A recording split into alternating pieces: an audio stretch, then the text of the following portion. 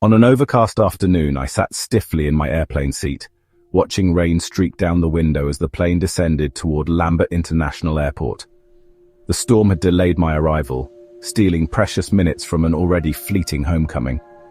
Annika Sorensen, dear friend, distant past, was waiting for me, though not in the way I had always imagined. Her funeral was across town at Equalis Funeral Home, where the seats would be filled with faces from old memories, ones who had come to bid her farewell. I slipped into the back unnoticed, swallowed by the murmurs of grief and the rhythmic drone of the eulogy.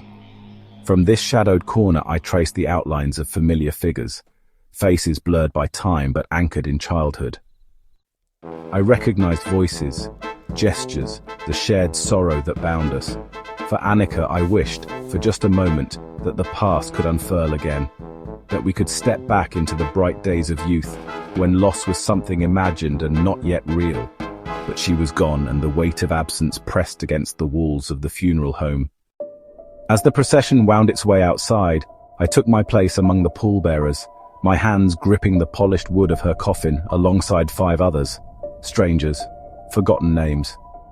The slow march to her final resting place felt unreal, as if the earth itself resisted our steps.